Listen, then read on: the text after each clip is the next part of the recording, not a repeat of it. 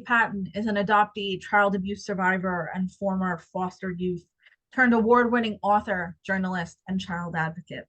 Her reporting on issues of child welfare, race relations, and higher education has appeared in the New York Times, the Washington Post, the Baltimore Sun, Al Jazeera, BBC News, TheRoot.com, the Chronicles of Higher Education, ForHarriet.com, and Dame Magazine. She has made appearances on CNN, MSNBC, Al Jazeera, Fox News, CBC, and Democracy Now! Dr. Patton has won numerous journalism awards and citations from the William Randolph Hearst Foundation, the Society of Professional Journalists, the National Association of Black Journalists, Scripps Howard Foundation, New York Women in Communications, and the Education Writers Association. In 2015, Dr. Patton was awarded the Vernon Jarrett Medal for her national commentary on reporting on race. As a nationally recognized child advocate, Dr. Patton travels the country, delivering keynotes and professional trainings focused on combating racial disparities in child abuse cases, criminal prosecutions for child abuse, foster care placements, the overprescribing of psychotropic medications to children of color in foster care, the school and foster care to prison pipeline, corporal punishment in public schools, diversion and restorative justice programs. She works as an intermediary between social service and law enforcement agencies, seeking to improve services to communities of color. In addition to her child advocacy work, Dr. Patton is a research associate at Morgan State University Institute for Urban Research in Baltimore, Maryland, and she is an assistant professor of journalism at Howard University in Washington, D.C. She's also the author of That Mean Old Yesterday, a memoir, Spare the Kids, Why Whooping Children Won't Save Black Men, and the forthcoming book, Strung Up, The Lynching of Black Children and Teenagers in America. Without further ado, I'm going to go ahead and turn it over to Dr. Stacey Patton. For those of you that were here last week, welcome for part two. For those of you that were not, welcome. We hope that you find today's presentation engaging and informative. And as always, thank you for choosing us as your CE provider. Dr. Patton. Thank you so much, Nicole. Thank you. Thank you all for coming back, all 800 plus of you, and to the newbies who are here. I'm hoping that what I have to share with you today makes you think about corporal punishment in a whole new way. And last week's mantra that we began with was childhood is about surviving adults. And we talked about culture, we talked about history, we talked about race. And today's mantra is a brain is a brain is a brain is a brain. But before I get into the science, I do want to address some concerns that were brought up last week about my presentation. And I'm just going to be, very direct in my comments here. So these concerns were raised about my specific focus on corporal punishment and abuse in Black communities. So some attendees felt that my presentation reinforced systemic biases, that I was highlighting extreme cases of corporal punishment in Black communities, and that I should have discussed how corporal punishment happens across all racial and cultural groups, which I actually did through data. Others felt that by not differentiating between harmful physical punishment and culturally specific discipline practices, that I risked reinforcing stereotypes and contributing to systemic harm against Black families. Some of you were more concerned about how this conversation might validate white people's biases than about the actual realities that I presented. So let me be clear.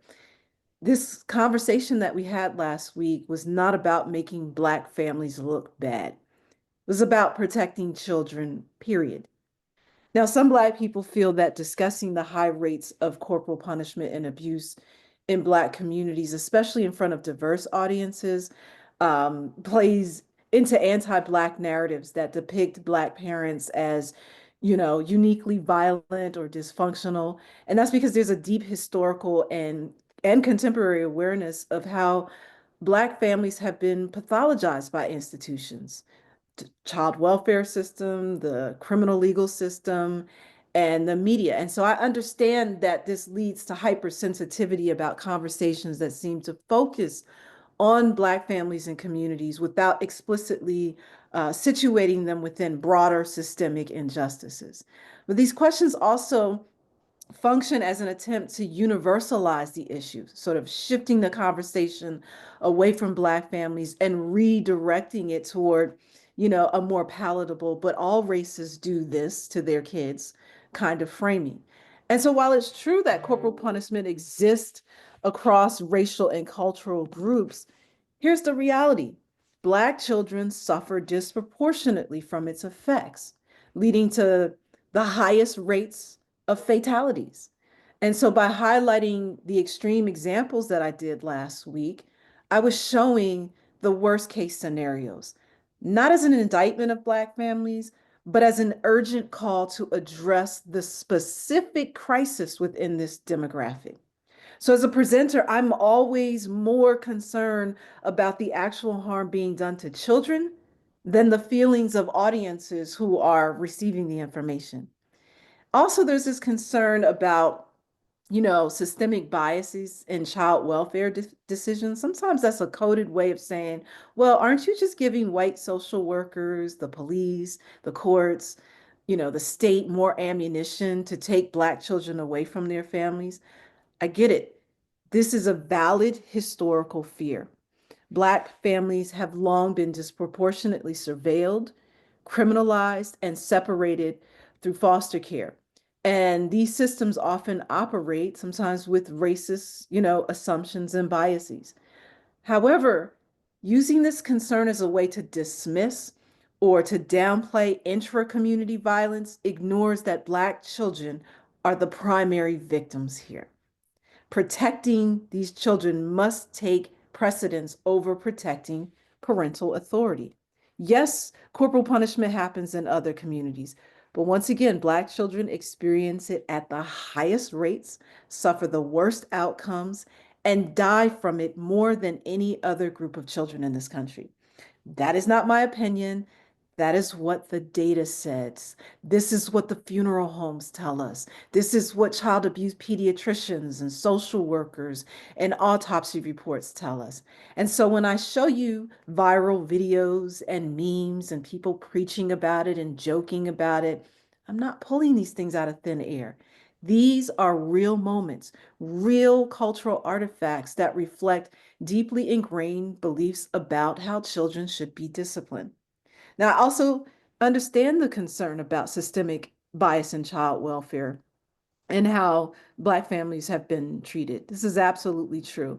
And it is also an urgent issue, but we cannot be so focused on protecting parental authority that we ignore the suffering of kids. We can't be so afraid of, specifically for Black folks, we can't be so afraid of what white people think that we avoid difficult conversation about, harm in our own communities. White racism is going to do what it does regardless. It's always done that. No amount of silence, respectability, or shielding our dirty laundry has ever stopped racists and their systems from pathologizing Black families. So the real question that I want you to think about is, who are we protecting when we avoid tough conversations about violence in our homes? Because it's not children. And let me say one more thing about this. Let's talk about the idea of culturally specific discipline practices that are not inherently abusive. This is what I heard about. I need us to be honest about what we mean when we use words like culture and tradition. We need to ask some very important questions. Where do these practices come from? Who taught us that hitting our children is necessary to raise them right? Because if we trace the roots of this belief system, particularly in Black families, we don't find some ancient child rearing philosophy that's rooted in love and protection. We find slavery, we find colonialism, we find Christian indoctrination and the brutal conditioning of Black bodies to accept pain as a form of control. We find a legacy where white supremacy needed us to believe that obedience equals survival. And let's also be real. When we talk about discipline, we're often talking about fear. We're talking about normalizing pain as a tool for compliance. We're talking about practices that we wouldn't tolerate in any other context.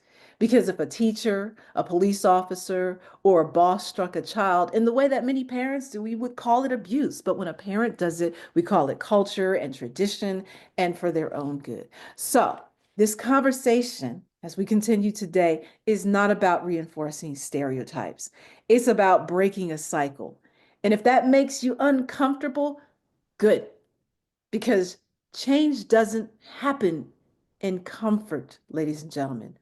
What should make you more uncomfortable is the reality that more children, and specifically more Black children, are suffering and dying because we are more afraid of what white people's gaze thinks about us than we are committed to the safety of children. So I challenge you to sit today in that discomfort, not to deflect, but to really think about why a conversation about harm against children makes us feel more protective of parents than the kids who are actually suffering. Because the point of this discussion is not to make anyone feel ashamed, but to demand that we do better. Okay. So now that I've gotten that out of the way, I want to shift to science because I know that some people are, a little afraid to touch culture, are a little afraid to have those hard conversations about race, and particularly in clinical settings and pediatric settings, educational spaces, and so forth. So, what I want to do is shift the conversation to give you some basic science to help you understand the brain in simple ways so that you can shift your thinking. And I feel like when the American Academy of Pediatrics passed their resolution a few years ago, and I had initial conversations with pediatricians who were on board with this, but they didn't have the tools to have these conversations with parents, and particularly parents from diverse backgrounds in these settings. So I decided to build this tool to help them have that conversation. And so once I started sharing this in pediatric grand rounds and with other clinicians, they felt more confident. They felt like, wow, I'm armed with the knowledge that I need to have this conversation and to ground it in the science. So right now I'm going to shift. And last week I gave you all QR code to my new app. When you hit me, I'll have it again at the end for those of you who weren't here. I'm not sure how many of you got a chance to take a look and listen. This is currently being built. It's going to be released in a few months with full animations, immersive audio. It will be available in different languages as well. It will be absolutely free. It'll be shareable through QR codes, but I want to give you all a teaser. You all will be the first group to hear one of the segments today. So I'm going to go ahead and share my screen. And Nicole, if there's any audio issues, I will just let you know. yes, because sometimes Canva does not allow us to be great. Okay. Nicole, can you see the screen? Yes. Okay, so I'm going to go in and I will have the password for you all as well. This is password protected. And we're going to start with the sounds of toxic stress. If you're wearing earphones, is to enhance your experience, put them on. Before we delve into the intricate structures and systems of a child's body, we want to immerse you in an experience that goes beyond what the eye can see. We begin our journey with sound, the hidden auditory world that exists beneath a child's skin. Sound has a unique power to evoke emotion, to make the abstract tangible, and to connect us viscerally to experiences we cannot see. When a child is hit, the external world hears cries, perhaps a slap, maybe shouts or sobs. But beneath the surface, a complex and disturbing symphony unfolds, one that tells the true story of the trauma occurring within. We want you to hear, in the most literal sense, how physical punishment disrupts the delicate harmony of a child's internal world. This auditory landscape will serve as a powerful backdrop as we explore each system of the body in detail. As you listen to the sounds of peace transformed into chaos, of harmony shattered by discord, we invite you to open not just your ears, but your heart. Let these sounds resonate within you, creating a lasting impression that will inform your understanding as we continue our exploration of the impact of physical punishment on a child's developing body. Prepare yourself for a journey that begins with listening. truly listening to the unheard symphony of a child's body under stress. Now, close your eyes. Imagine you could shrink yourself down, small enough to journey inside your child's body. What would you hear? At first, you're enveloped in a soothing, rhythmic world at peace. The steady thump, thump, thump of your child's heart echoes like a gentle drum, setting the tempo for this internal orchestra. Breaths whisper in and out, a soft, consistent whoosh that speaks of peace and safety. Blood courses through vessels with a faint, comforting hum, while the gut gurgles quietly, going about its essential work. This is the natural auditory ecosystem of your child's body, a beautiful, harmonious symphony of life. And then it happens. The hit lands, and suddenly this calm symphony begins to change. The impact reverberates through the body like a thunderclap, and in its wake, chaos erupts. The heart's steady beat, no longer a reassuring rhythm, becomes a frenzied gallop, pounding so hard that you can almost feel the chest wall vibrate. A whoosh of air violently expels from the lungs, followed by desperate, gasping inhalations that sound like a drowning person fighting for air. A low, ominous rumble builds as the blood, now a raging torrent, roars through narrowed vessels with a sound like a flash flood tearing through a canyon. Above this, a high-pitched, almost electrical whine fills the air. It's the sound of stress hormones flooding the system, setting every single nerve on edge. In the background, you can hear the muffled sounds of sobs or cries, vibrating through tissues and bones. As the immediate shock subsides, you'd think calm would return, but it doesn't. Not really. The heart slows, yes, but it can't quite find its original soothing rhythm. The breath remains uneven, punctuated by hitching gasps, as if the body has forgotten how to breathe smoothly. That high-pitched whine of stress hormones fades, but doesn't disappear, leaving a persistent, unsettling hum in the background. The gut, which fell silent in that moment of impact, now gurgles and churns uncomfortably as it tries to resume its duties. You might hear intermittent trembling, the sound of muscles slowly releasing their tension, or soft sniffles and swallows as the child tries to regain composure. The natural rhythm is off kilter, the harmony disrupted. It may be a long time before this internal orchestra finds its peaceful melody again. This is the hidden soundtrack of physical punishment, a chaotic, distressing commotion that continues long after the external signs have faded. It's a powerful reminder of the unseen trauma inflicted on a child's most fundamental biological processes. A silent testimony to the enduring impact of violence on the delicate instrument that is a child's body.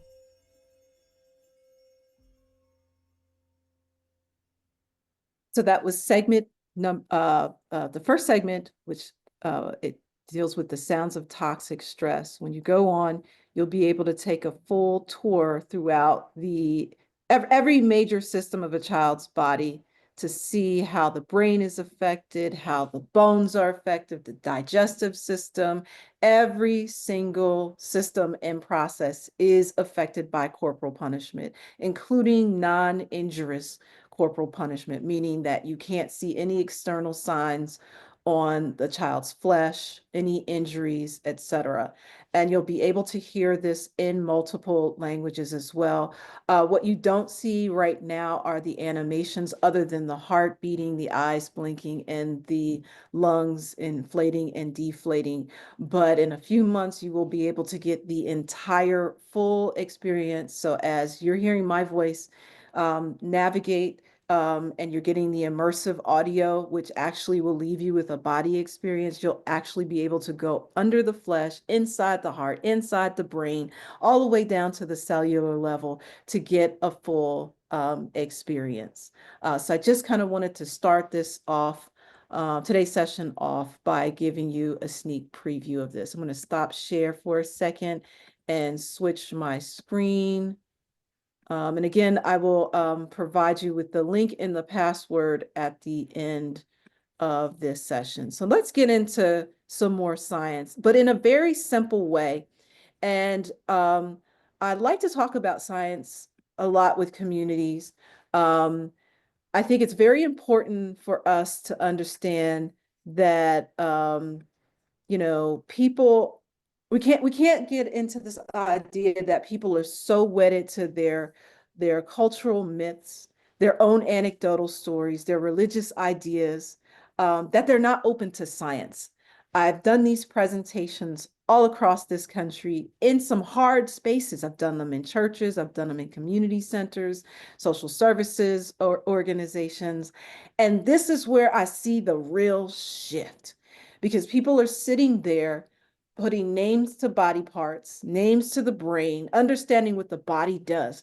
When you go through trauma, when you experience abuse or any type of violence, it causes you to become disembodied, right? And so you can survive. You can just disassociate to survive. But in these workshops, when I am presenting with parents and communities, I'm returning them to their bodies. And as they're receiving this information, they're starting to question, well, did I really turn out fine? A lot of people say, I was hit as a kid and I turned out fine. But then I'm always like, well, how's your blood pressure? How's your heart? Do you have migraines? Do you have inflammation in the body, right? Do you have this accumulation of stress that began with your child, with your childhood, that still lives in your body today? And so we have to shift the conversation about spanking, whooping, popping, whatever semantics adults like to use, and ground it in the science and calling it what it is, which is toxic stress. And so the parents who use this practice, they're not trying to produce the outcomes that you see on the screen here. They just don't know. I've come into spaces where people have been very defensive, wanting to argue me down about this particular parenting practice. But then when I give them the science, when I get to this portion of my workshop, at the end of it, they're upset for a different set of reasons. They're upset and they lean in and they say, nobody ever told us that spanking is associated with all of these things that you see on the screen here. In recent years, we've had more media attention, where scientists have been getting out of their silos and sharing information about the harms of corporal punishment and how it changes, the brain. We talked a little bit about that last week, and I'll touch on these areas more specifically this time around. So we see more headlines on this. One of the things we have to emphasize to parents, and I know this, it may sound real simple, but spanking is hitting. A lot of parents that I talk to, they're like, well, what do you mean, by hitting? And so they don't see spanking as, actually assault or violence or as hitting. So I talk to them about it as a continuum of violence. So you have to define for these parents what corporal punishment actually is, from pinching, plucking, shoving a child, slapping, all the way down to the extreme end of this, where kids suffer physical injuries and even death. I always emphasize to them that the majority of substantiated abuse cases, and including those that end in fatalities, the majority of those parents are starting off by spanking their kids, using what they consider regular physical abuse. When you regular physical punishment, I'm sorry.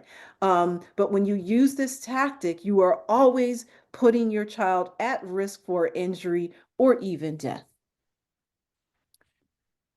And so a lot of people have these myths about corporal punishment. They think that spanking promotes positive child behavior. All the research we looked at last week says, nope, not true. It does increase the risk of negative outcomes. So physiologically, mental health issues, behavioral issues, it lowers your cognitive ability, right? Spanking is hitting and does always increase the chance of physical abuse. It's linked to the same negative outcomes across cultures and communities. We talked about that last week as well. Spanking has been linked with the same negative outcomes for children, regardless of how warm parents are with them. So we talked about last week, there are parents who say, look, I don't hit, it's not the first resort, right? I'm calm. I sit down, I explain to my kid why I'm about to do this with them. And then after I hit them, I hug them. I remind them that I love them, that this is for their own good. Doing those things does not mitigate these harms that you saw on the last screen. Again, we've got lots of studies that show that, in the scientific community is very, clear about this. Spanking is not good for children's development. It's not good for their long-term health. It changes the brain, like the physical architecture of the brain. It elevates hormones in the body, particularly cortisol and adrenaline, which we'll talk about today. It increases chances of obesity, depression, inflammation in the body, cellular aging, which then weakens the way your various systems work, weakening of the immune system, right? So all of these things can lay the foundation for future health problems over the lifespan. Also, studies link physical punishment to increased levels of aggression among children, which could then prime them for intimate partner violence or becoming victims of intimate partner violence in the future as well. Um, there's a chapter in here on this book, The Legacy of Racism for Children, that I wrote about how those of you who are in the legal profession can mitigate or fight against the cultural arguments around corporal punishment. There are people who still appear in courts today in child abuse cases and say, well, this is not considered abuse or harmful to this child because within their communities, within their families, this is culturally sanctioned behavior. But the science tells us that this is not true, that a brain is a brain is a brain. Does not matter the race or culture or geography of a child. Hitting them causes harm, even when there are no physical signs that abuse has happened. These are for those of you who are legal folks, I'm not going to go through these, but these are the major talking points that I use in that chapter. So I've outlined those for you. Um, you all know about ACEs, adverse childhood experiences. Corporal punishment is the newest ACE on the block. So people are often surprised too when I tell them that the original ACEs study was actually conducted on the majority of the kids were majority of the participants were white middle class folks. They weren't done on uh, uh, primarily on children of color and impoverished neighborhoods. The Philadelphia study, which is the expanded version of that, includes more children of color, and they include things like incarceration, more of these sort of, environmental factors that disproportionately impact children of color. Spanking is the latest ACE to be added to the list. So spanking is an adverse childhood experience. Okay, so I want to talk about how hitting changes the brain. And I want to do this in a very simple way. You don't have to be neuroscientist. You don't really have to be developmental psychologist, but this is how I talk about this within communities. I meet them where they are in this. So we have to help parents understand that each time you hit a child, and even before you hit a child, when you threaten a child, when you yell at a child, it triggers the body's stress response system. Remember, the brain's job is to keep the body safe. Okay. And I'm going to talk about the different parts, the very basic parts of the brain that you need to be able to communicate to parents about. And so when a child experiences that threat, of being hit, right? Whether it's verbally or an actual raised hand or the hand hitting, it releases stress hormones that affects the way the brain normally functions when there is no fear, when there is no threat, when there is no violence. Okay. And so I talk about the amygdala. Sometimes in my workshops, this is the first time, someone has heard the word amygdala. So I talk about what that is. I talk about the brain as a kind of government system, right? With all of these different parts that's supposed to be regulating different processes and communicating to different parts of the body. The amygdala is really important. It is that alarm system. This is what tells the body, like, look, there's danger, danger, danger, right? And so when a child is constantly, in fight or flight mode, if they're experiencing yelling and violence over time, that part of the brain becomes, over functioning, affects the size. So this repeated exposure to stress can affect the size and the way this amygdala works. So if the brain is a government, the amygdala overrides everything. Okay, so the prefrontal cortex, which is for good thinking, making good decisions, emotional regulation, all that gets overridden because, again, the brain is trying to keep the body safe. The hippocampus, we talk about the hippocampus and what that is and how important it is for learning. So a lot of times I'll hear parents say, look, I spank my child, I whoop my child to teach them. And I have to actually tell parents that that is not how the brain works. There are scenarios that I do in my workshop where I'll take 8 parents. I put 4 parents on chairs. They're literally standing on chairs. And those parents are already primed. They know what they're supposed to do. I tell them, I want you to yell at these parents, chastise them the way parents do to kids. And the other 4 parents are standing below them.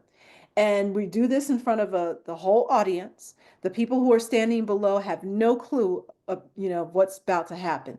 So they're standing there and I give them 30 seconds 30 seconds to yell. So they're shouting down, you're a bad child, da, da, da, da, that sort of thing.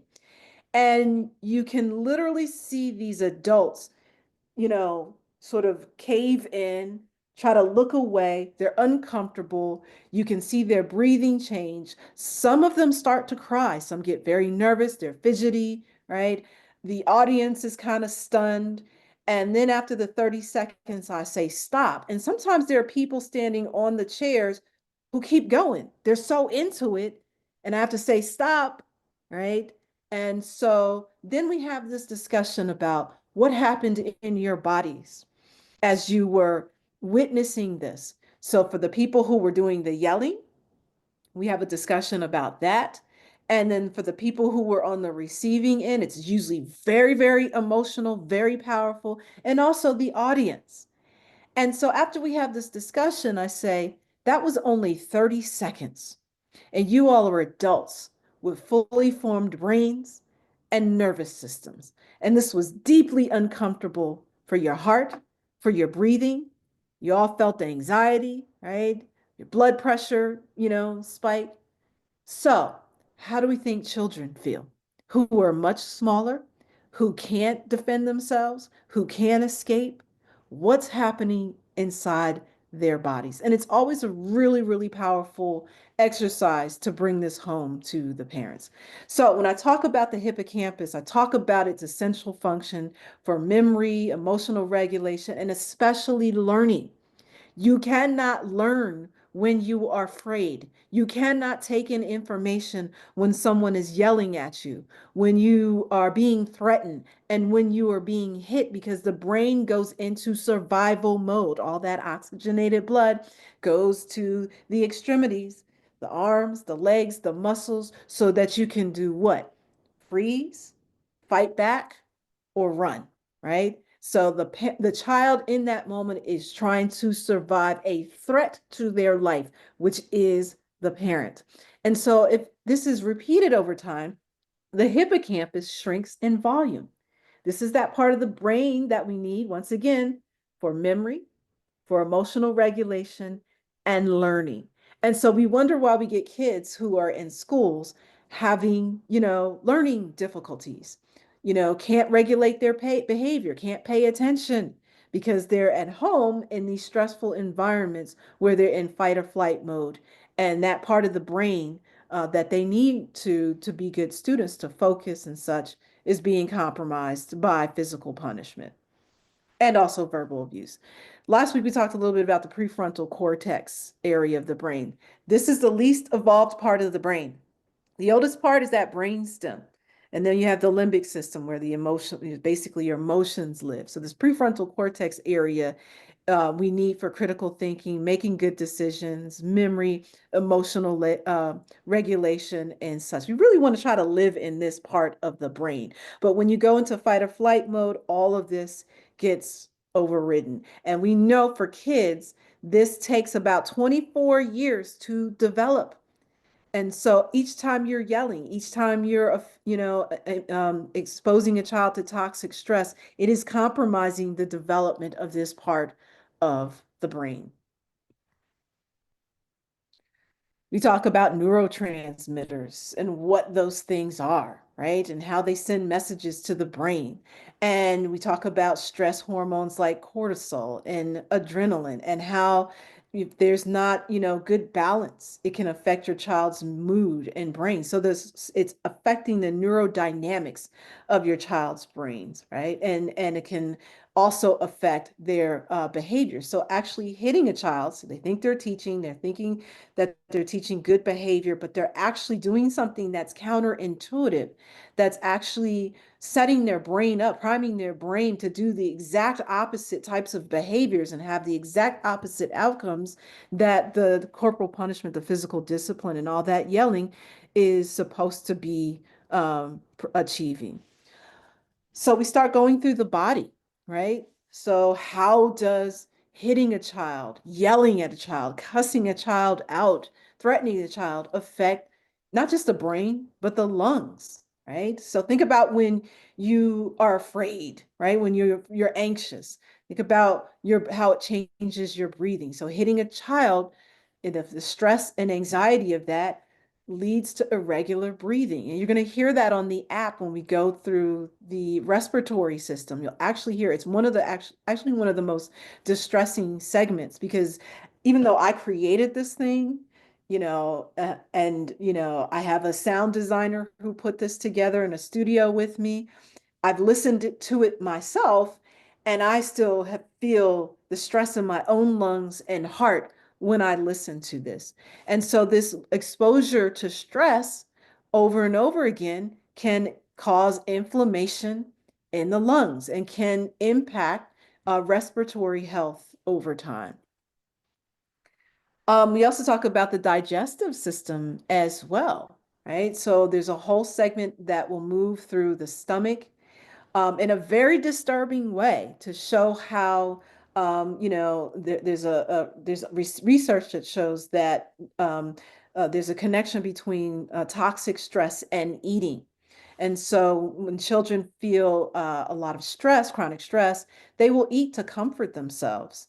And then what happens is the body really literally will produce more fat around the midsection, and the body is really kind of trying to put an armor around itself to protect from physical punishment. So we see gastrointestinal changes, affects their, appetite and nutrition, their gut brain connection as well. So we'll talk about how stress and negative emotions influence what happens in the gut as well, and the microbial balance. So you'll see and hear what that sounds like on the app.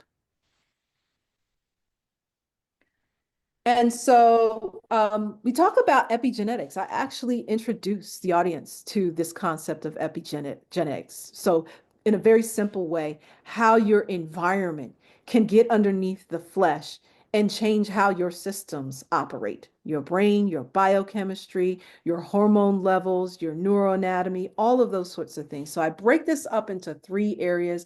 We talk very simply about biochemistry. It's not a whole class.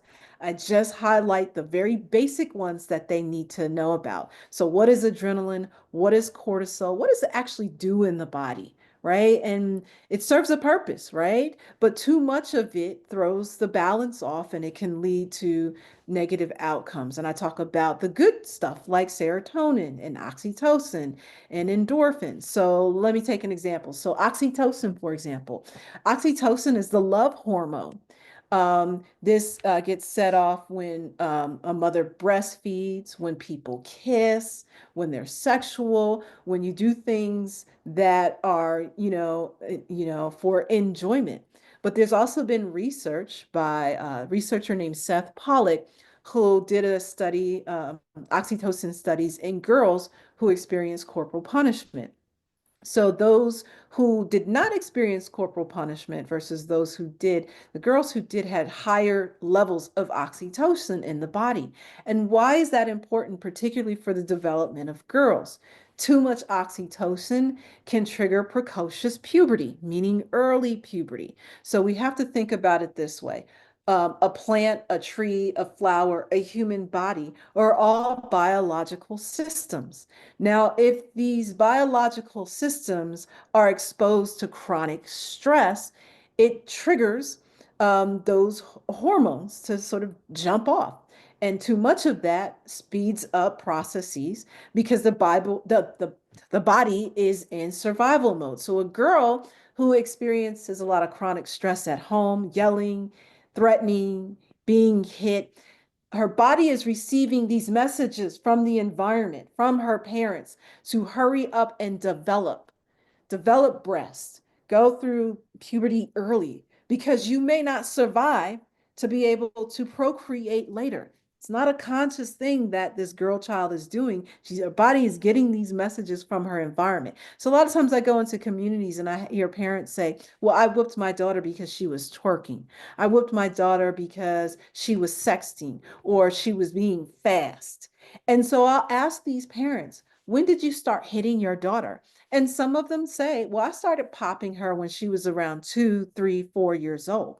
And I have to connect this with these parents to say, actually, when you were doing that, you were setting off these hormones very early on in your girl's development. So you're actually priming her for precocious puberty and these behaviors and her seeking a release from this stressful environment. So we have those kinds of conversations to make it specific. And people are very disturbed by it when they hear it, but they don't know because no one has come to them and sat down with them and shown this science in this way. And again, we talk about neuroanatomy. So the brain parts that we just talked about, amygdala, prefrontal cortex, the hippocampus, right? And what happens when your child's hippocampus loses volumes? What happens if your child's amygdala is enlarged and overreactive? How does this impact their behavior? How does this impact how they interact with other children or other authority figures or with you? How then does it affect their language development, their critical thinking, right? All of those sorts of things. If your child is in fight or flight mode, is always danger mapping, is always trying to predict when the next hit is coming, or if mom or dad is upset, they're taking energy away from developing these other parts of their brains, namely the prefrontal cortex that they need for good behavior, memory, for critical thinking, good decision making. Right? So we talk about neuroanatomy. And then we talk about neurodynamics. So how does the brain actually, function in these kinds of, stressful systems? So we go through these different parts in very simple ways to talk about how this all plays out. Okay. And so we also talk about the ways that kids psychologically adapt. Again, the brain's job is to keep the body safe. And if the child's brain is always working overtime to stay safe, right, from violence or verbal abuse, then they have problems with attention and concentration and problem solving, academic difficulties, occupational difficulties, maybe in their teen years if they get a job, young adulthood, or even over the lifespan. It affects their self-esteem, impaired language for emotional processing. I mean, we see this among adults, even in our political moment, where people can't have conversations without going from 0 to 100. They start cursing people out, name calling. It's because they have impaired language, which probably is rooted in their early childhood experiences, right? And so these are some of the adaptations that we talk about as well. And the parents will talk about how they see it with their own kids or even with themselves. Um, we also talk about how this type of toxic stress impacts their relationships, how they attach to their caregivers, attach to significant others. They have deficits in empathy. I mean, think about how we're in a culture where people will pick up cell phones and record other people, being violent with others or experiencing some sort of trauma rather than doing something about it, right? So we talk about externalizing behaviors, aggression, fighting, antisocial acting, and so forth. So these are things that we the kinds of conversations that we'll have in those spaces. Um, I also talk about executive functioning, right? And we connect those with the different parts of the brain, right? So we talk about executive functioning and their child's ability to make good decisions and have good judgments. And we divide those into three parts and talk about which parts of the brains. I show them the brain, show them the locations of these things, so that they can visualize it and understand it. So the first executive, we talked about that amygdala, which is, overriding everything else in that government system. So we talk about emotional regulation, which is what we want, versus reactive behavior. What do those two things look like? Then the second executive functioning system, so the frontal and parietal lobes. So what do those things do? They help young people and adults to assess situations. Sometimes people who are always in defense mode or in survival mode, have problems accurately assessing situations or even reading people's facial cues. So there's always threat all around them. And so their behaviors follow. Then the third executive area. So this mode network. And so this is about self-awareness and empathy. All of these things get compromised when you subject kids to chronic stress. Okay. And so this is the another way to break it down for parents. So these are all talking points that you can use. So that first executive system, right? Amygdala, veto power. Second executive system is about cognitive processing, memory, learning, right? Kids are chronically aroused, startled. I was one of those kids who was always jumpy because I didn't know if adult was going to hit me. And then that third executive system, which is about, regulation, attunement with others, compassion, empathy, self-awareness, and self-insight. So that follows the previous screen that I just showed you.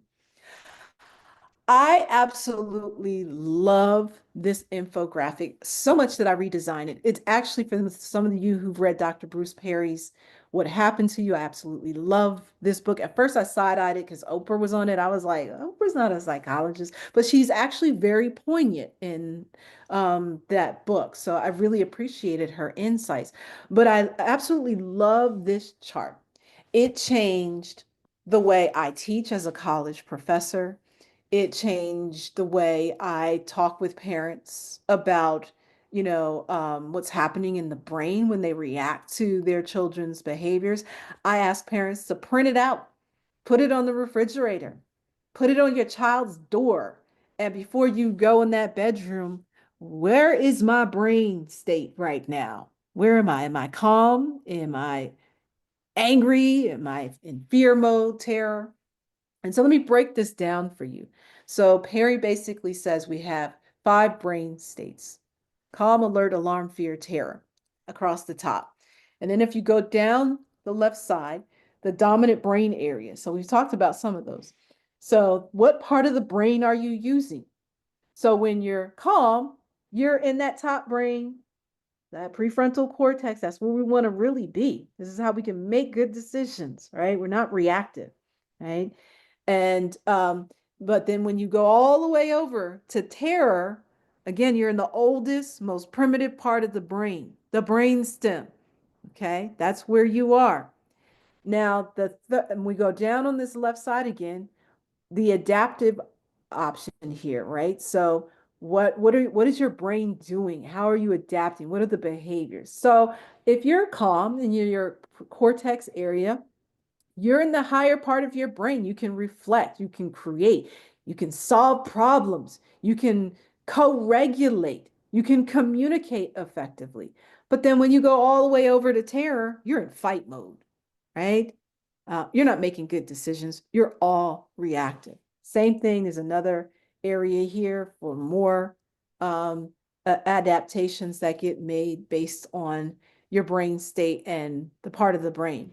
Then you get to cognition. Again, when you're calm, you can make magic happen. We can come to a bridge of understanding. We can talk. We can find solutions, right? We can be creative. But then when we go all the way over to terror, we're all reactive, we're reflective, flexive, right? Not making good decisions. And then your functional IQ. Again, when you're calm, you're in that prefrontal cortex, your adaptive responses are good. You can solve some things, you can make magic. You are operating from your highest functional IQ.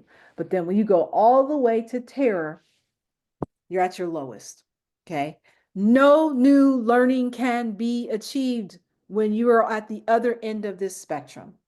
Your child is not hearing you because they're afraid.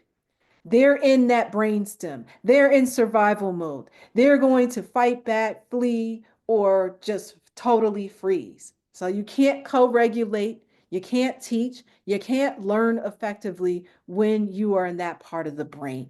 I absolutely love this, and I encourage y'all to like visit this often. It helps me in my daily life with adults. There are sometimes I'm in conversations, debates with people, and they're just no matter how much logic I use, no matter how much data I use, no matter how calm I am, and I have to come back to this chart and I have to come back to neuroscience and what I understand about the brain. And sometimes I just have to lean in on their prefrontal cortex. And I'm like, that thing is offline right now. They are somewhere in their brain stem. And in this moment, no new learning can be achieved. And sometimes I have to respond by saying, you know what, sir, ma'am, I have reached my linguistic capacity. You may now have the last word. And I have to divest so that I don't become dysregulated and get into my brainstem and now we fighting. Okay. All right. So I hope this chart is helpful. It's one of my favorite things. And parents absolutely love it when I present it to them. We also talk about non-productive corporal punishment and how this impacts memory, meaning parents hit their kids because they want their kids to remember something, to learn a lesson, and to hold on to it. So what I've done here on these next two slides is giving you the specific talking points about why that will not work. Again, you have to tell them that when you are yelling at your child and when you are hitting them, you are a threat to your child's life. I know that may sound hyperbolic, but that is exactly how the brain is interpreting what is happening, those environmental cues, the yelling, the hitting, right? And so when you do this with a kid, that fear sends them into survival mode. It hinders their ability to listen, their ability to learn, to retain the information you're trying to get across to them, right? Um, and so it's disrupting what needs to happen, what normally happens for a child to be able to listen, to learn, to hold on to things. So we talk about adrenaline and cortisol bursting through the body. You'll be able to see that on the app going from the adrenal glands and flooding through the body system and how quickly it happens. It's a very, very quick reaction, and it's necessary to protect us from physical threats and danger. Evolution has wired us to do this. Child's body doesn't even think about it. It's just reflexive, right? And so, so when a child's ancient survival mechanism is triggered, the cognitive functions are compromised. They go out the window. Their ability to process information is severely diminished. There's no room for higher thinking, learning, or remembering the important lessons. The brain's job is to keep the body safe. So the child's mental resources become primarily dedicated to coping with you, the parent, the perceived threat, right? That's what that moment is about. Okay. And so then it interferes with a child's memory, their ability to remember the lesson that the parent wants them to learn. Okay. And then we have part two of this as well, in terms of their child's ability to, it becomes impaired to retrieve information, to recall information effectively. I remember my adoptive mother would yell at me and say, "Go in there and get me such and such a thing," right? And I'd just be stunned, and my heart is racing, and I'm like, okay, I don't want to get hit. I don't want to get hit. And then I would go into said room and come back either with the wrong thing or forget what I was supposed to go in there and do. And I'd come back to her and she'd be even angrier. And then now I'm getting a whooping, right? And so I couldn't hold on to things and like short-term things in those moments because I was so afraid. And so when you're hitting a kid, they're going to comply out of fear because they want the pain to stop, right? But they haven't actually internalized what you want them to do. Okay. So the act of hitting, right, causes toxic stress, which hinders a child's ability to learn and remember the intended lesson effectively. And I could do a whole separate lecture on this. We don't have time for it, unfortunately. So we have the parasympathetic and sympathetic nervous systems laid out here. When you hit a child, all of these systems are engaged. You will see all of this articulated on my app in a kind of um, visual storytelling way. So we will go through all of these different parts. This is what parents don't see. They hit a child, child cries, child stops the behavior, and they think, okay, everything is all good now. I've gotten control. The behavior is stopped. I didn't abuse my kid. There's no black eye, there's no broken bones. But what they don't see is how corporal punishment has infected all of these organs and all of these systems, which then must return back to baseline. This could take a few minutes. It could take a few hours for these systems to come back to baseline, depending on how compromised they have been as a result of toxic stress and maybe other environmental factors that have nothing to do with the parents' discipline issues. So you've got people who live in communities where there are eco hazards, where there's apartheid food systems, where there's neighborhood violence, there's these other structural issues that are also impacting children's developing bodies and organs. All of this is the epigenetics that we're talking about. So you don't want to further weaken these systems by adding toxic stress from corporal punishment, threatening, and yelling a child on top of this. So this is an example. I use social media a lot to sort of clap back against people who endorse hitting kids.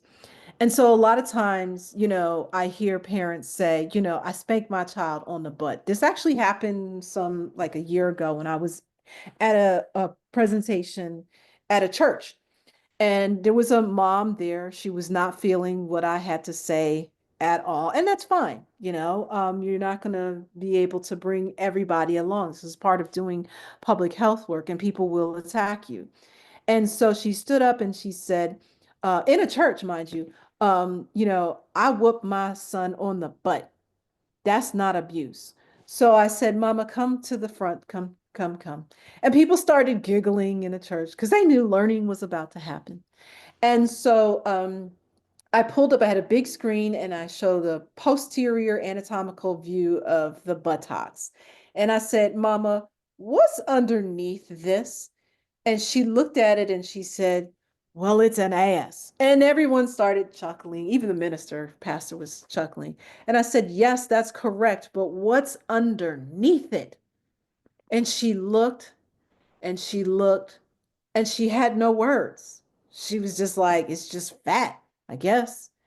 And I turned to the rest of the church and I said, can anybody tell me what's underneath the buttocks other than fat?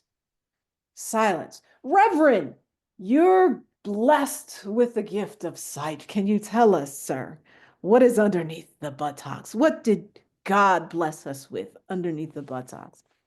I don't know, sis.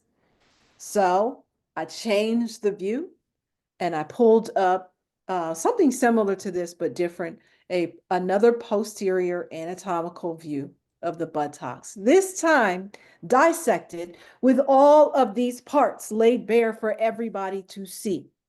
All the veins, right?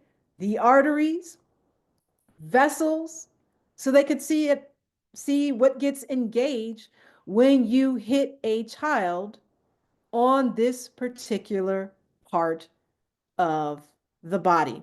Okay.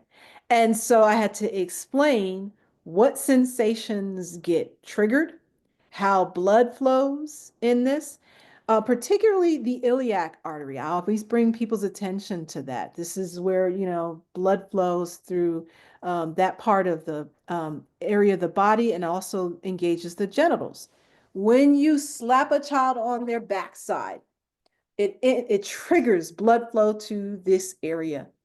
And some of that blood flow branches off to the child's genitals.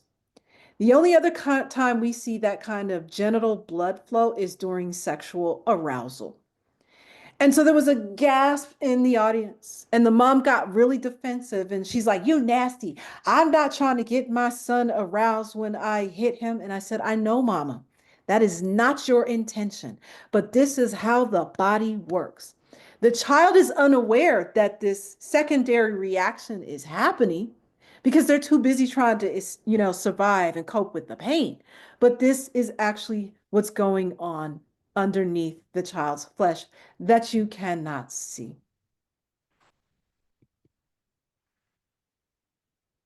More notes about what actually happens when you spank a child in this area, what happens to the muscles, the tissue, skin reactions, blood flow, right? Nerve sensation, nerve activation, blood vessel damage. And when you visit my app, we go into even more disturbing detail. When I think about this, if adults did this to each other in any space, it would be considered sexual assault. But we do this to children every single day to this part of their bodies. 18 states allow children to be hit with wooden boards on this part of the body. In public schools, mainly predominantly in the South, where predominantly children of color attend, with wooden boards. So given everything that I just told you and what you just saw, why do we allow this to happen in spaces of learning? Why don't we call it sexual assault?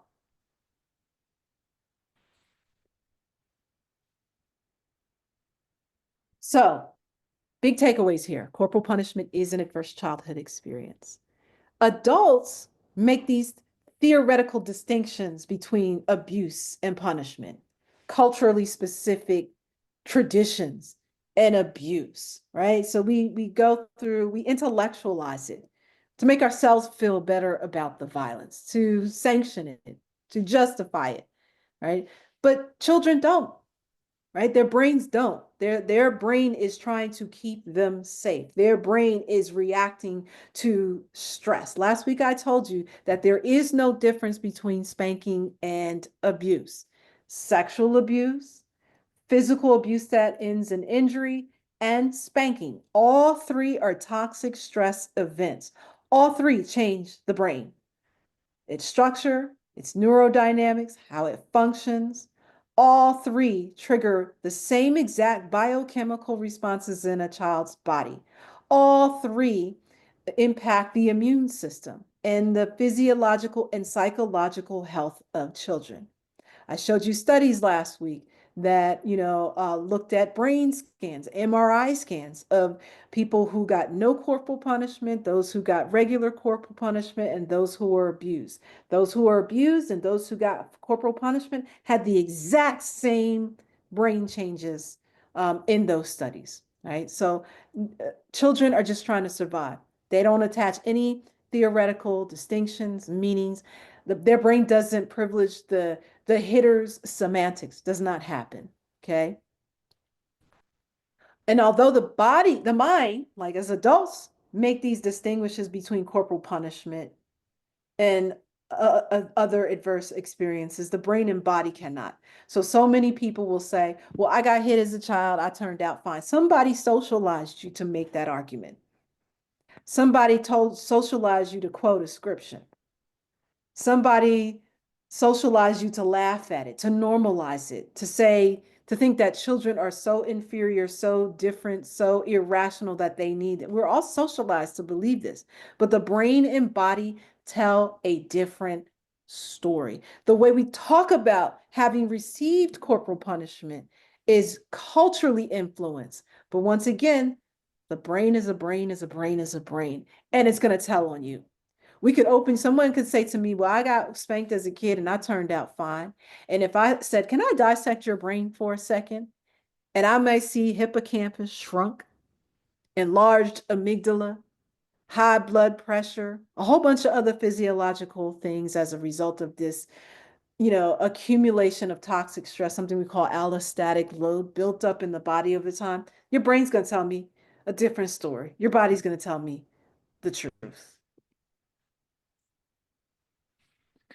So, we got to start considering corporal punishment, start really in our communities talking about corporal punishment, non-injurious corporal punishment as an ACE, alongside physical, sexual, and emotional abuse. Again, we have the first ACEs study that brought our attention to this. ACEs correlates with these other outcomes: depression, addiction, suicide, etc. I could do whole lectures on each one of these relating to developmental psychology and neuroscience and walk you through exactly how hitting a child, you know, um, subjecting them to toxic stress changes the brain and makes it susceptible to addiction, right?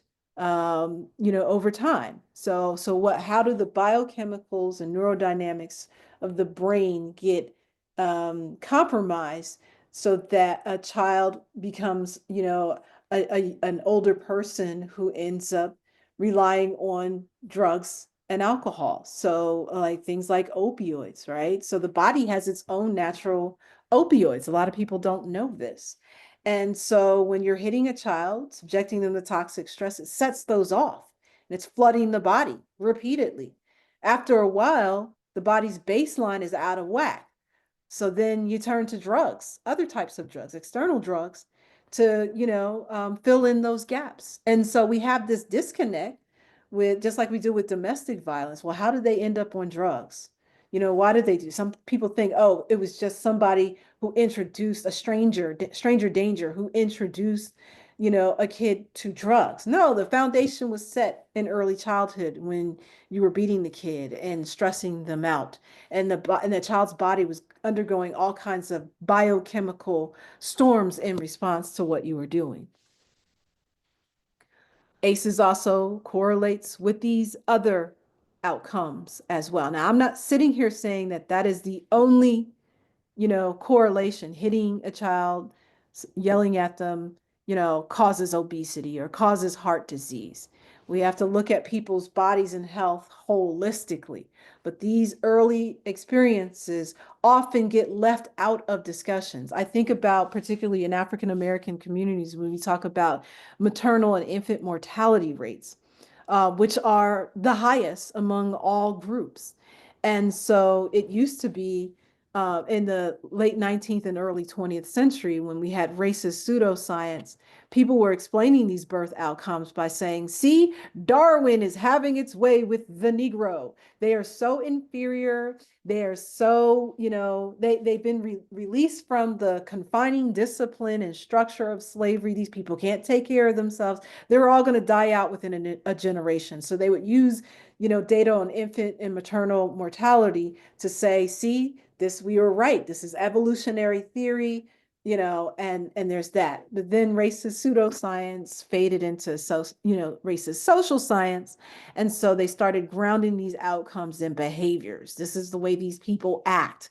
They don't have good mores. They don't have family structures, all of those sorts of things. And so this explains their outcomes. And then it evolved into away from that kind of thinking. And so in the late 20th century and in this century, we started seeing deeper explanations that say, you know what, even well-educated,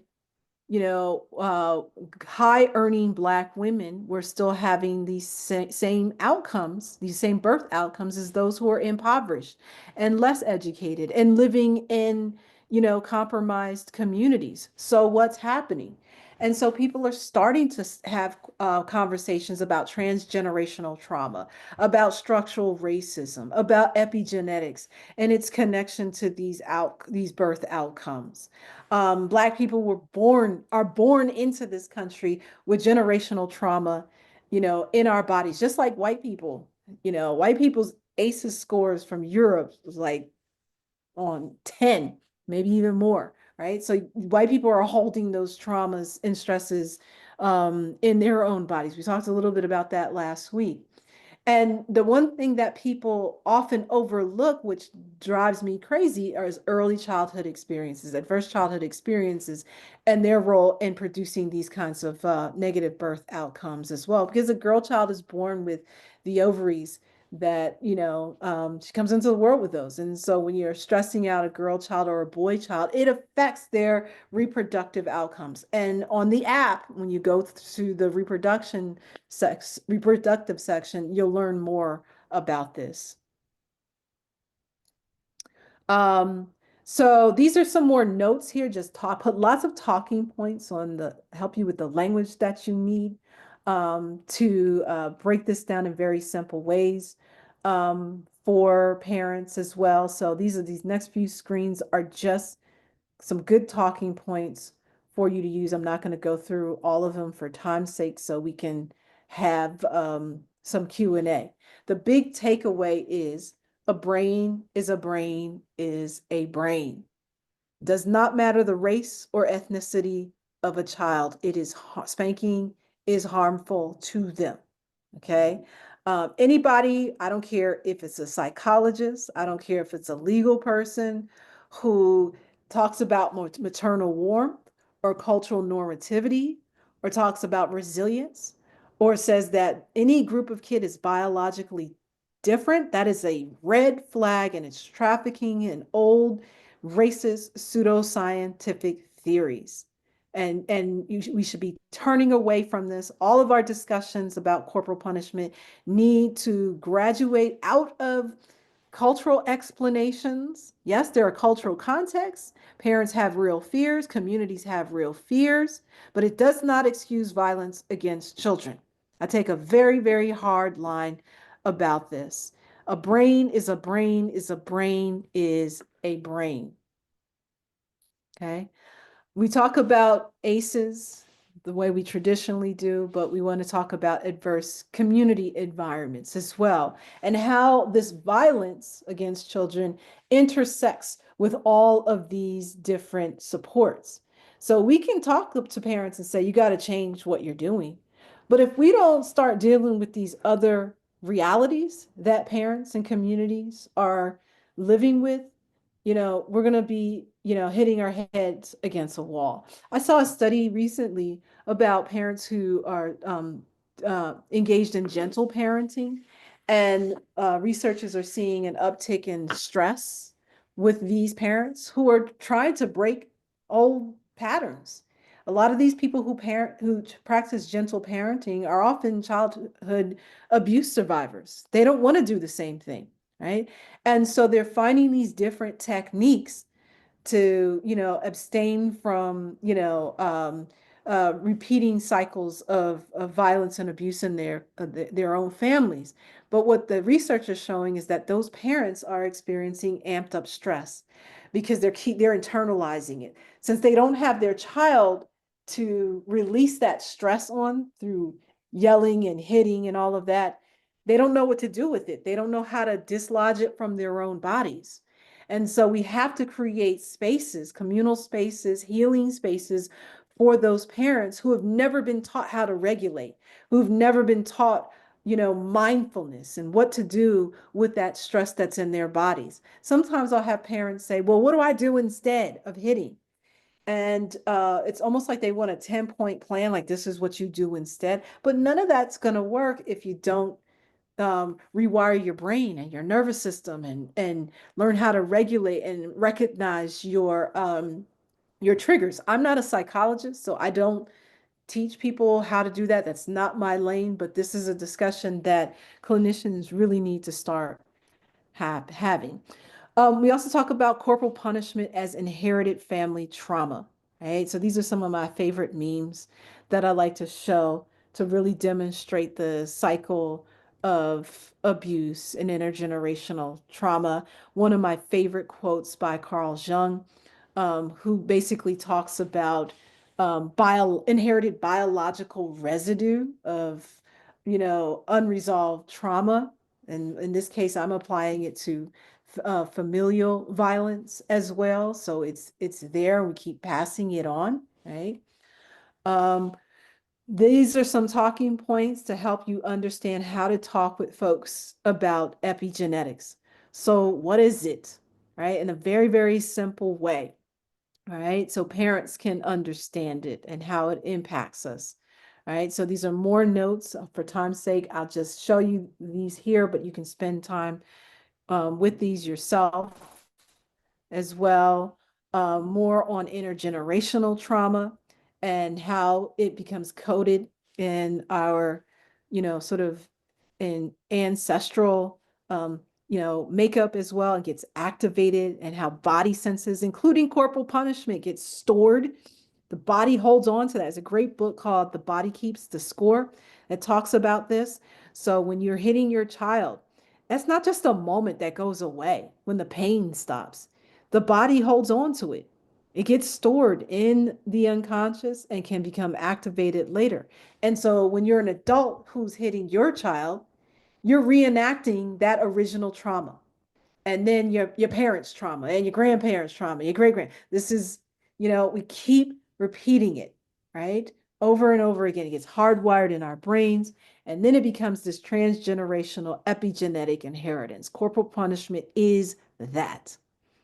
Okay, so I promised you, everybody, take out your cell phones and go ahead and scan this QR code.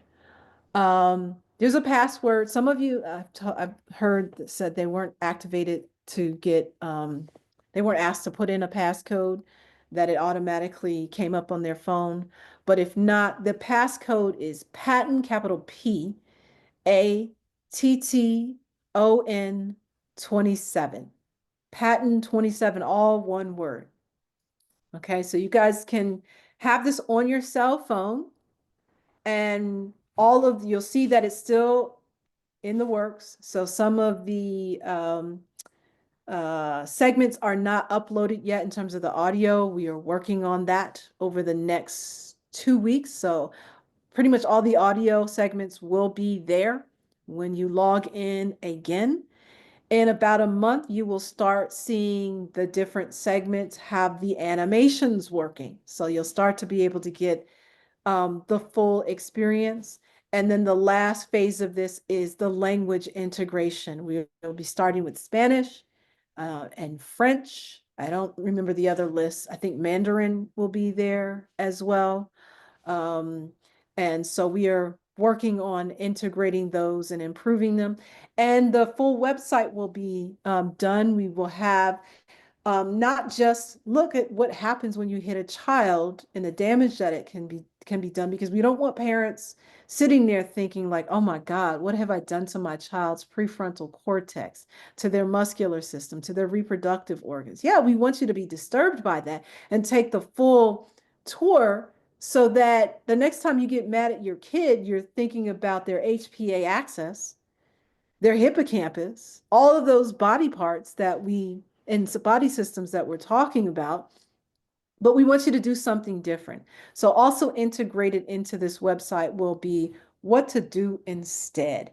And not in a these are some tips types of things, but how do you regulate as a parent, right? What do you and what does it feel like to do the opposite of this, to co-regulate with your child, and how co-regulation can start to mitigate any damages that were done in the process of doing this parenting practice that uses, a lot of yelling and physical punishment. Okay, so I'm going to stop there because I know that there's probably a lot of questions that maybe some people have from last week and also from this session.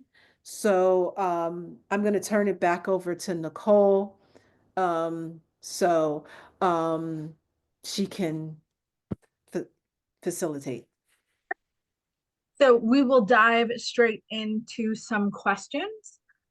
Do you believe that the damage of corporal punishment can be undone? And what do you believe that parents can do in the aftermath after it has already happened? There's no straight answer for that. We do know there's this thing called neuroplasticity, right? So the brain has the ability to heal, to be rewired, particularly in certain key developmental stages.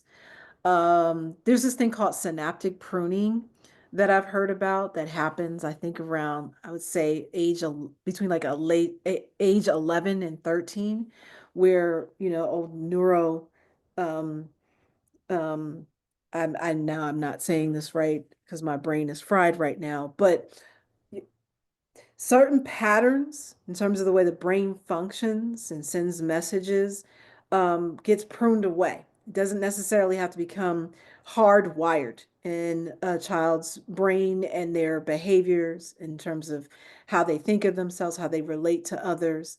Um, the easiest way I can describe that was I ran away when I was about 12 years old during that key phase. So the first years when I was with my adoptive parents, I was always in survival mode, always flinchy, didn't trust anybody, very defensive, all of that. But because I ran away at age 12 and I was in foster care and then um, therapeutic settings where I got a consistent therapy once, twice a week sometimes. Um, and I was exposed to different ways of communicating, um, different therapeutic modalities. My brain started to get rewired. So those old patterns that I had learned to stay alive, they started to prune away and made way for new ways of my brain to think and be and react. And that changed my behavior. That changed how I interact with the people who were trying to help me, with my peers. It also gave me the space to open up and learn, to change my intellectual and educational trajectories as well. So that happened at a key moment in my development. Now, had I left at age 16, or 17, 18, I don't know if my brain would have reacted the same way. Or maybe at age 30, finally waking up and seeing, oh, some bad stuff happened to me. I don't know. So I think, people's healing is, affected by their environments, their resources, what they're exposed to. But you can start changing it very early on. I've seen parents that I've talked to with young kids. They started off hitting their child 2, 3, 4, 5, 6 years old. And then they read my book, for example, or came to a workshop and they immediately stopped the behavior and started interacting with their children differently. And they immediately started to see a shift in their child's behavior and also their relationship with their child. So take violence out of the equation immediately, and you start to see some of those changes and that healing that takes place. Now, at the cellular level, at the structural level of the brain, I don't know. I'm not that kind of scientist. I haven't studied that. I don't even know if there are studies that look at, long and short-term changes on the brain after the use of corporal punishment. I don't even know if that's ethical to do that kind of, research. Thank you. I'm curious as to how the sounds were detected. Were they simulated or was a child recorded while being? No, these are simulated. We could never put a child in that situation. Um, the sound design, I wish my sound designer was here. She's actually using her own baby. She was pregnant while she was doing the sound design for this app. So it was very emotional for her as well as a expectant mother to do this. But so like, the little cries you might hear or any baby sounds, like we have positive sounds too on the app as well. Those are her baby. Those are sounds from her baby that are incorporated into the sound design. Nicole, Dr. Patton, can I just jump in real quick? Okay, just wanted to underscore one of the points that you had made about the plasticity of the brain. And while I also don't know whether or not harm can be undone on a cellular level, I would extrapolate, perhaps this is me being overly optimistic, that perhaps if not entirely undone, there could be some sort of impact. And I'm drawing from some research and also if you just think about periods and moments in life where a lot of that synaptic pruning is happening, it happens in, there are sort of like these two key critical periods. The first few months of life, where there's a lot of acceleration, and then it kind of slows down but continues on. And then when you get to adolescence, as you were talking, 12, 11, 12, 13, and then it increases again. So adolescence, a lot of times people will think that by the time you get to adolescence, it's sort of a lost cause, and it's really not. That's such an opening for people because that's when it all starts to happen again. And I don't know, and adolescence does extend beyond 16, but I echo what you're saying, like 16, 17, 18, as you get older, it might be a little bit more difficult, but still happening. And we partnered with folks over at the Department of Juvenile Justice in Georgia, and we had done a trauma training for them to provide intervention to their youth. And these are kids in maximum security facilities who have had multitudes of traumas over their lifetimes. And we haven't published it yet, but you can actually see that the longer that they're incarcerated, the worse they become on several different indicators. And then as they get treatment, and we're not talking about a lot of treatment, right? Once or twice a week in a group, you actually start to see improvement over time. So if you can work backwards and say, well, we're now seeing these changes in not just in behavior, but in emotions and cognition, in my, ability to be mindful, then you might infer that hopefully something is happening on a different level if you work from the outside in. So, I don't know that it can be entirely undone, but I think there is still a lot of hope. And for those of us who are also clinicians and work with people and you invest that time, a lot of time, over time, you often do see a lot of growth. So kudos to everybody Yeah. out here. Obviously, a big thank you to Dr. Patton, but also a thank you to the folks on the Zoom who are doing this very hard work. So kudos to you all as well. Yeah, I love what you say, Mandy, because, as a former foster kid who often shared space with kids who were crossover youth, so they were in the juvenile justice system and foster care right alongside us. The foster care system and juvenile justice systems tend not to follow a therapeutic model. It's about control, right? Foster care is about keeping the child safe, right? A lot of times they're given psychotropic medications that should not be given during that, developmental period. They're disproportionately given to children of color, primarily Black girls, based on the research that I've seen. And it's reunification, like the goal there. It's a control. It's also a control model. And then we wonder why increasing numbers of foster kids are going to the juvenile justice system and in the prison system as well. So neither one of these systems follows a therapeutic model, at all. Yeah, you're entirely right. And it's so unfortunate because if you think about these children, these are the children who are the most impacted, most trauma exposed, and it is entirely about control. And for folks who have the ear of folks who are in the justice system, we're always trying to educate people when they send children to anger management. Perhaps because that's another form of control. Control yourself, learn anger, and learn to manage your anger. Perhaps the Mm-hmm. focus should be on how do we treat what you've experienced. And we now have judges in Florida who are, instead of mandating anger management, they're mandating trauma treatment. Amazing. Yeah. So we can all have a role in whatever sphere or circle we're in. Yep. I will not take any more away from the other questions that I'm sure are building up in the Q&A. And just in the interest of time, we are going to drop the evaluation link into the chat. So please make sure that you complete it and we will continue with the Q&A.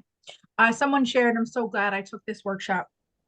I was abused and neglected as a child, so I didn't hit mine, but I have definitely engaged in spanking, thinking it was acceptable and not knowing the damage this could cause. I do feel horrible now, but I'm so grateful for attending today's workshop. So thank you. Not a question, but a comment. Are you aware of correlation between ACEs and female infertility? No, I've not seen any study like that. Does threatening, yelling, and screaming, which I think you, touched on, have the same effect on the brain as spanking and corporal?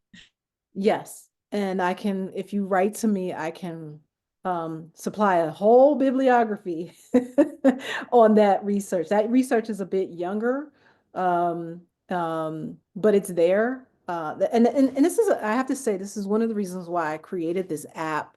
On the website, you can also, one of the buttons, I don't know which one because it's not on my screen. You can see the bibliography. There's a whole like resources page. So you can see a lot of all those studies are what informed the creation of this app. So it's grounded in the science, in the research. I think there may be a few studies on there because I have a segment on learning as well and cognition. And we touch on how verbal abuse and threatening also impact language acquisition skills, emotional regulation, those sorts of things. But there is separate research on this. And to me, far too much of this research exists in silos. And so the goal was to sort of bring all of this together in a storytelling format in an easily digestible way that parents could understand. Thank you. Sorry if you answered the question already, but do you know how many people or a percentage in prison report being abused as a child? No, I don't have that data in front of me, but again, they're more local studies. I've not seen a national study that looks at this, but there have been individual studies to show that link. I would have to look. So again, if you write me, I'm happy to take a look for you and provide those links. How do you introduce healthy, safe ways of discipline to families that you work with? I know gentle parenting is a loaded term for a lot of people, and I use the term conscious parenting for the way that I parent my own son. Are there support groups or other resources that you recommend or ways that you recommend introducing conscious parenting? So I basically mentioned them. One thing I'm very clear about is that I'm not a parenting expert. I do not teach people how to parent their kids. I am a child advocate. My work, focuses specifically on advocating for the rights of children. And in that is their bodily autonomy, educating people about childism, all of those things that we talked about last week, talking about where corporal punishment comes from. So I do that educational portion of this. I usually team up with Stacey LeBlanc, who I believe was a presenter the week before me. We actually present together. We do whole day workshops, and she does that portion of it, giving parents resources and pointing them to where to go. I do more of this educational slash cultural slash scientific component of this, which I think is the foundation before we get into the actual parenting strategies. We need parents to absorb, information about their attitudes about kids, why they think this is normal, why they're doing it, to debunk myths. That's also part of the public health work around this, to deal with the cultural myths, those sorts of things. So that's the work that I do. I don't do the parenting side of that. You spoke about the effects of corporal punishment on the hormones of females and the ways in which those hormones can cause females to develop precociously. Do you believe that corporal punishment has a similar effect on males and male children? So, I'm not saying this from any scientific perspective because I've not seen the studies. Seth Pollack's studies did not see those same changes in male subjects, only female subjects. I don't know if there's been new research that shows, the similar effects in terms of cortisol or adrenaline or oxytocin on male subjects. I've not seen that yet, but we do know that toxic stress doesn't just affect the reproductive organs of females, but also males. It can affect the quality of their sperm count, and that fathers also play a role in birth outcomes and birth defects as well. And so a father's own trauma history can play a role in that. And so in the app and also in the references, you'll see some of that listed as well. Thank you. What do you think, or what is your opinion about a mother having a child in jail? Do you think that it may increase the risk of trauma and traumatic stress on that child? Absolutely. Because so one of the slides, I don't think I put it in this one. I may have to update it.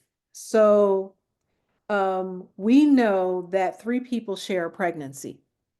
So the woman who's pregnant, the child in utero, and that child in utero's child as a cell, right? So we there's a ton of research that shows how trauma of any kind can affect and pass on epigenetic changes, pass on trauma in that experience, right? It's a shared experience. So if a pregnant mother is in a stressful environment like prison, right? Um, and she's not getting the nurturing that she needs through those, developmental months, that in fact impacts her child in utero. And also her offspring as well. So we have a ton of studies to show how this takes place. My next book, there's actually a chapter on pregnant white women who attended lynchings in the South. We have photographic evidence of this. There's a famous one you can actually Google it if you want while you're at your computer. Just do lynching, Marion, Indiana, Marion, Marion, Indiana. I believe it's 1934. But just Google that and hit images, and you're going to see a picture of a lot of white people at a lynching. There's two teenage boys who are hanging from a tree. One of them has been castrated. There are lovers holding hands. There's a guy who's a local minister who's pointing upward at the bodies. And in the foreground of that picture, there's a pregnant woman. She's cradling her stomach. And so I actually use all the recent science that we know about fetal development and trauma and apply it retroactively to that moment and to similar moments where white women showed up pregnant at these events. So their unborn children were silent witnesses to the yelling, to the shooting, the burning, the torture, all of that, because as those pregnant women are standing there in these highly charged moments, they're having these biochemical responses to this murder, this public murder, and all of the energy that's going around, the drunk people, the smells, all of that.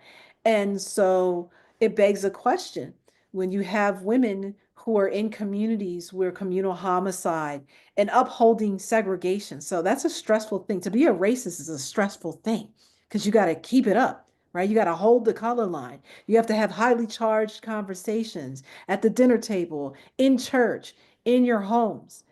All of this whole ecosystem impacts those unborn children, which raises a very provocative question. Could those white children be born racist, primed by the biological experiences unfolding in utero, set by their mothers, and whose grandmothers subjected them to this sort of thing? So, all of these environments that are stressful, prison, racist, communities and such, community violence, all of those things impact the development of an unborn child. I know that was a long-winded answer to your question. I tend to tell stories around answers.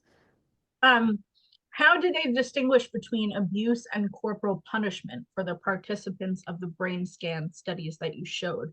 Are you aware if there was a distinction in those studies? Yes. You can Google Dr. Martin Teicher. His last name is spelled Teicher. I don't know if it's Ner, but it's there. And it's actually on the slides. You can see those studies on the slides from last week. And I actually combined the slides from last week with this one, Nicole, just to give you a heads up. So everything's in one presentation. So you can read those studies, and his methodology is laid out in terms of how he chose. They were all from like the Boston community. I think they were all surveyed and questioned, whether they had been hit as kids or not.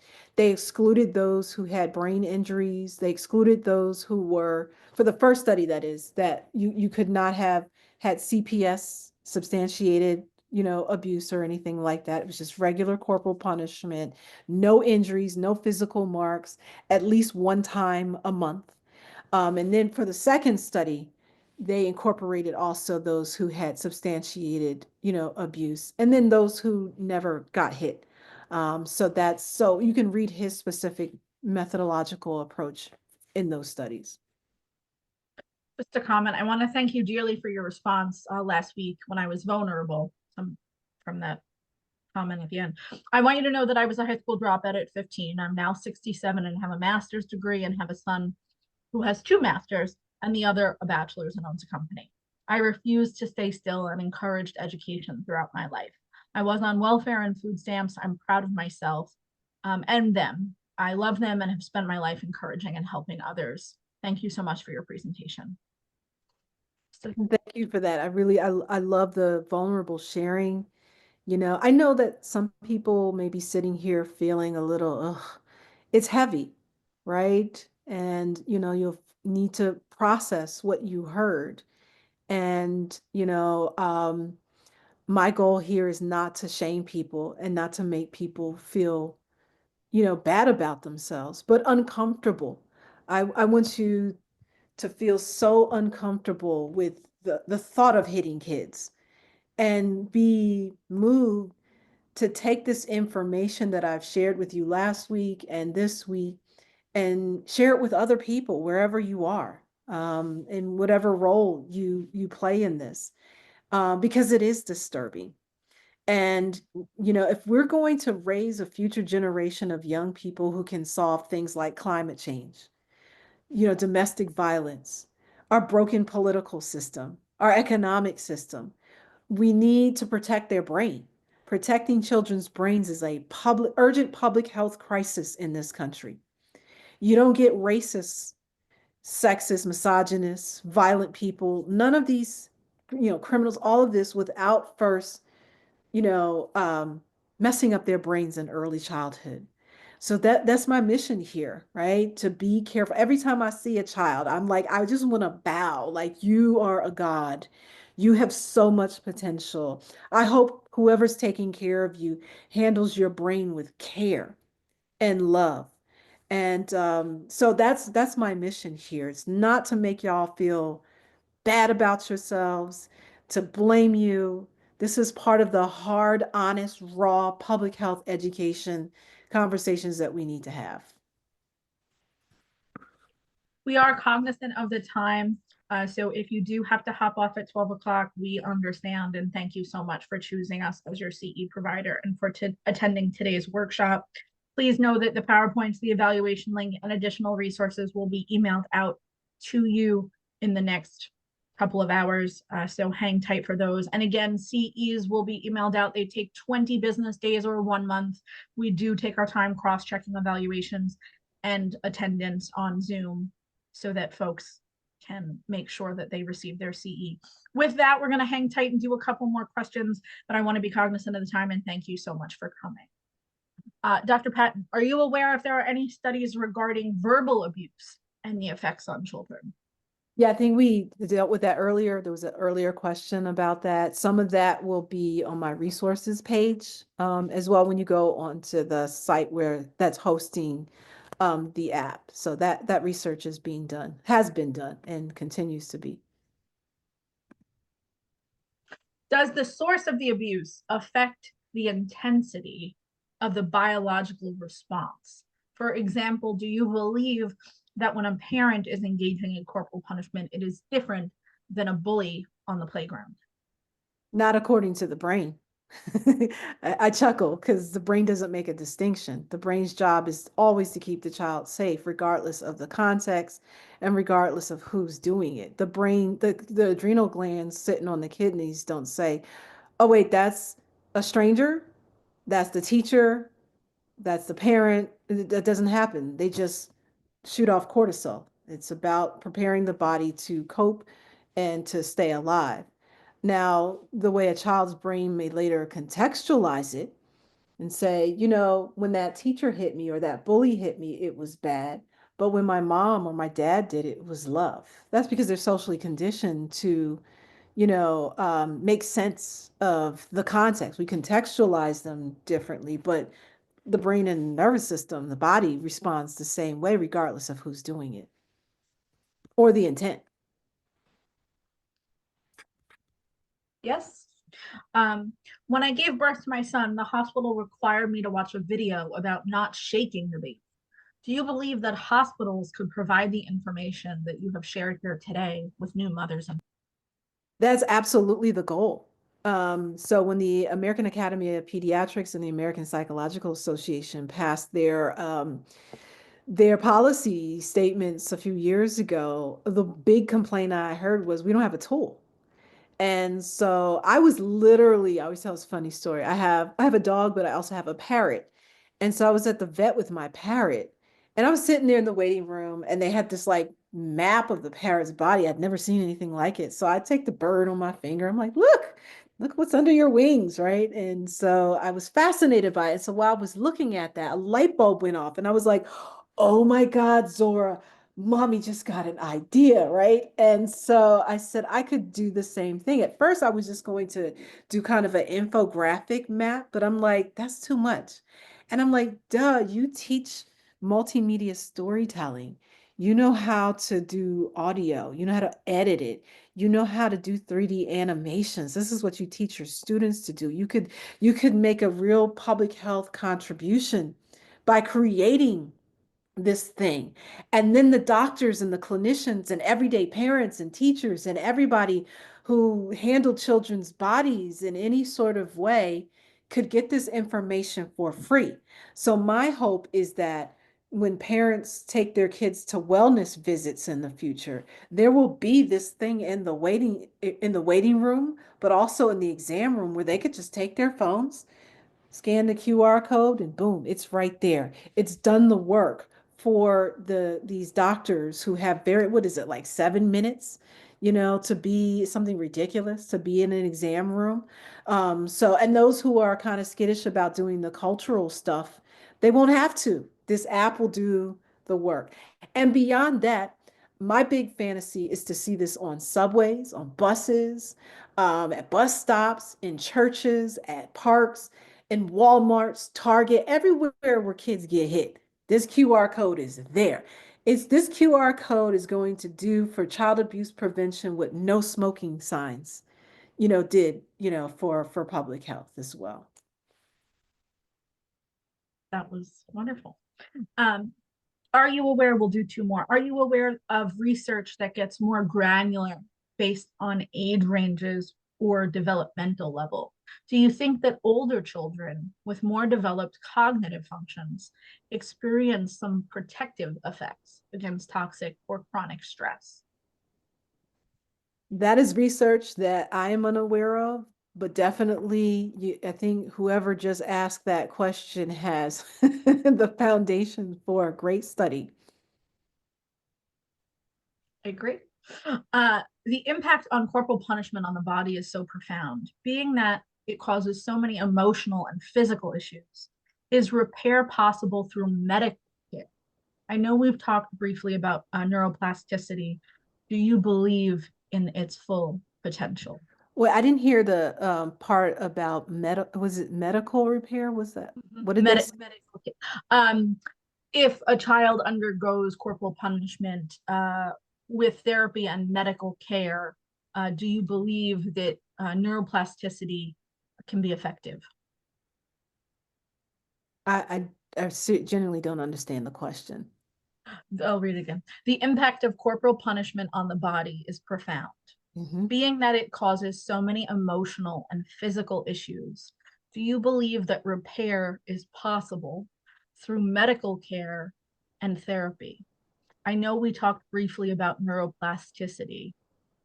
What are your thoughts and feelings? Yeah, I think you're basically asking about different therapeutic modalities that psychologists, and psychiatrists use. Um, Somatic therapy, there's different types. That's all there. It's really about, regulating the nervous system, the brain. So that work is being done by people. I don't. I mean, I've listened. I've been in rooms and in conferences where I've heard those professionals do that work. It's not something I do. I mean, I know I went through my own different therapeutic modalities from the time I was, an adolescent all the way through young adulthood. And so there were different techniques that therapists used for me. I know there's research being done and therapy being done on the ventral vagus nerve as well. They actually have, oh God, what are those Device? things? The devices that can help as well bring things back online. But also, there were things that my therapist told me to do, like light therapy. Like wherever I've lived, I've always made sure I live in places where there's plenty of natural sunlight, so that I get plenty of serotonin and, those other good things to stimulate my brain. I had to learn mindfulness. I had to change my diet. So it was holistic. It wasn't just like, okay, let's reframe what happened to you, get you to a place where you say it's not your fault, and somehow that's going to change your impacted body systems. That didn't help. So I needed to have holistic therapy and also some lifestyle changes to help, make this a daily living for me, daily practices for me as well. Thank you for sharing. We will compile the rest of the questions and send them to Dr. Patton. If she has time, we will send those answers out in addition to the evaluation link and the PowerPoints. Please be aware that the evaluation closes next Friday. You have 7 full days to complete it. And as always, thank you for attending today's workshop and webinar. Dr. Habib. Yes, thank you, Nicole. I realized I thanked Dr. Patton. I thanked all the attendees. I did not thank you and Irene, so thank you to the both of you. I did also want to just share a couple of words with Dr. Patton, so that I know it's hard to monitor the comments while you're also delivering a presentation and responding to questions. And I wish that I could pass along all of the comments to you, but I pulled out just a couple that I think were fairly representative. I'm a clinician in addition to a trainer and a treatment developer. And so I have, sometimes I'm fortunate enough to get some feedback from from clients, which is always wonderful. And sometimes, you're not. And I don't know if in your position you are able to necessarily get a sense of the real impact that you're having on folks. And perhaps you do, which is great, but it never hurts to have more. So one person in the chat actually shared that she's made a very significant life decision just on this webinar based on the information that she heard. And she said, this training has helped me finalize my decision to obtain my doctorate degree. So you are launching doctoral candidate out there, not launching. I mean, she's doing all the hard work, but she had a piece of it, as well as the subject of my dissertation, my capstone. Thank you. Another person shared, may the Lord give you many years of good health. Your message is powerful and needed in this society with so much violence. So I just wanted to echo all of that. Thank everybody once again. And I hope that, for a lot of folks on this webinar, I hope that we can sort of see the value of having this many people. We can have a greater reach. And thank you all again for inviting me back for a second year. This is my absolute life's mission. I knew as a foster kid that I said, if I survive this, I'm going to spend the rest of my life doing this. And I want to thank all of you in this space. I'm not being hyperbolic when I say this. I'm alive today to do this work because of people like you, the social workers who, provided safe space, who weren't bullied by cultural arguments, who saw a girl child who needed safety and care, who gave me the space to be angry, to help me heal, who put me on a different trajectory. So I know that a lot of times folks like you, people don't know what y'all see every day and what you deal with and navigating bureaucracy and, folks who are angry at you for what you do. But I don't want you to ever second guess yourself. If you do, if you question your effectiveness, your ability, I just want y'all to remember me. KC 114343 from New Jersey's child welfare system, the girl who still has extension marks on her face. I don't want y'all to forget this. This is what you could produce right here. Somebody who survived, somebody who's healed, somebody who is trying to change the way we engage with children. This is what your investment, your advocacy, and your healing work could do for kids. You may not see it right in the moment, but I promise you, those of you who are kind, who give us a different way of thinking and being, we don't forget you. Us foster kids, us child abuse survivors, sometimes you are our first corrective relational experience. And please don't forget that. Just please, we never forget you. Sometimes it is planting a seed. And on that note, thank you, everyone. Until next time, it's been a pleasure. Thank you, Dr. Patton, Dr. Habib, Irene, and everybody else. Enjoy Valentine's Day, my friends. We'll see you on the next one.